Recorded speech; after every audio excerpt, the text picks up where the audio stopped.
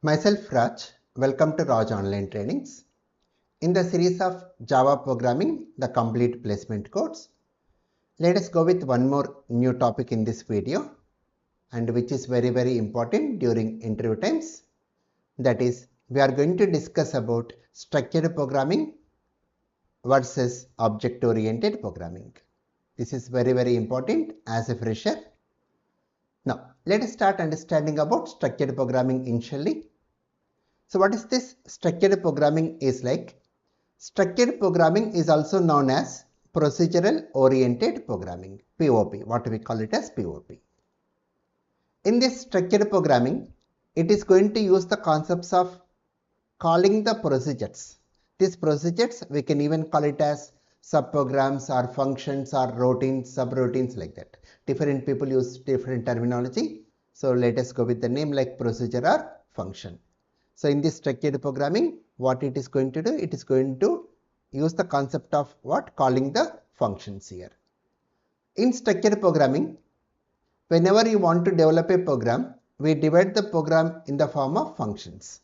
We are going to divide what? In the form of functions. When you go with this structured programming or object-oriented programming.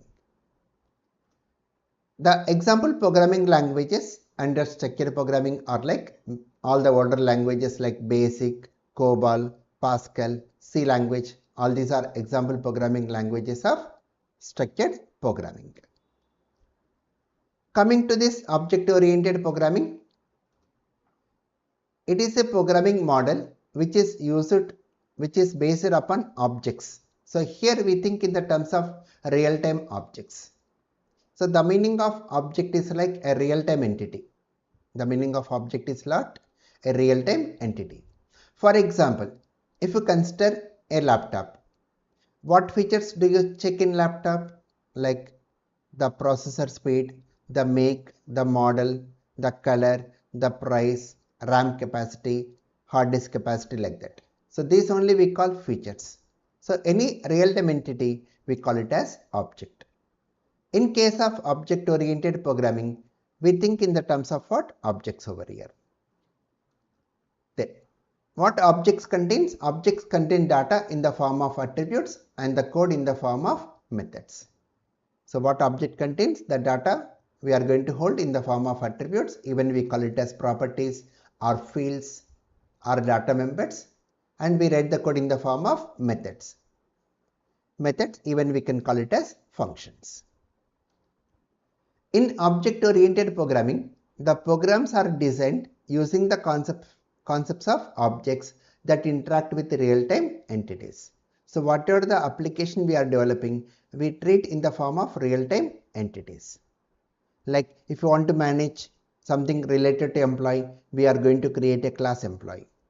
If you are thinking related to student, we go with the class student, customer, account, library, book. So we think in the terms of real-time entities. And the example programming languages which are object-oriented are like C++, Java, Python, C#, PHP. All these are examples of object-oriented programming. Now, let us move to the next and very important one. And this is very important during interview times. That is structured programming versus object-oriented programming. When you take this structured programming, program is divided into small parts called as functions. So in the case of structured programming, we divide the program in the form of functions. Whereas in the case of object-oriented programming, program is divided into small parts called as objects. In the case of object-oriented, we think in the terms of objects, means the real-time entities. In structured programming, it follows top-down approach. It follows what? Top-down approach. So we think in the terms of high level. With top-down approach means we think in the terms of high level. So we take a bigger application and we divide into smaller ones. Whereas in object-oriented, it follows bottom-up approach. So we think in the terms of smaller pieces. So first we think in the terms of smaller part and finally we integrate into a larger system.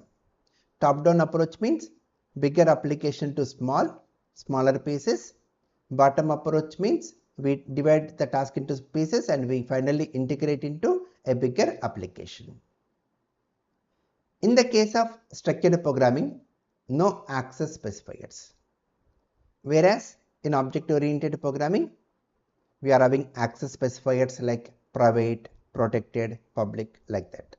So we discuss all these things in a proper way when we come to object-oriented programming using Java. We discuss more on this. What is private, what is public, what is protected, everything. Coming to structured programming, adding new data and functions is not easy. It's a very complex to add new data and functions. Whereas in object-oriented, adding new data and functions is very easy. Means the maintaining of application. The meaning of maintenance is like once we develop the project, once we submit the project to the client, from that time we call it as maintenance phase. So during that maintenance time, the client can add new requirements or update the existing requirements. So this maintenance part will be complex in the case of structured programming, where it is very easy in the case of object-oriented programming. In the case of structured programming, function is more important. Function is what? More important than data. Whereas in the case of object-oriented, data is more important than function. So we think in the terms of data and we give more importance to data in object-oriented programming. And this structured programming designed for medium-sized applications, whereas object-oriented is designed for large and complex applications.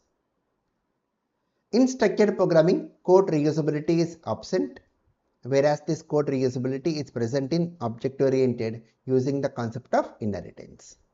Inheritance means whatever the code we have written previously, we can reuse that code again. In structured programming, it uses the concept of procedure abstraction, means function abstraction. Abstraction is like hiding. And in object-oriented, it uses the concept of data abstraction. In structured programming, overloading of functions is not possible, whereas in object-oriented, overloading of functions is possible. So these are some of the important differences between structured programming and object-oriented programming. This is very important during interview times. At least remember 3 to 4 differences. 3 to 4 differences you need to remember for interview time. Right? So that's about in this video. Please subscribe, like and share. Thank you.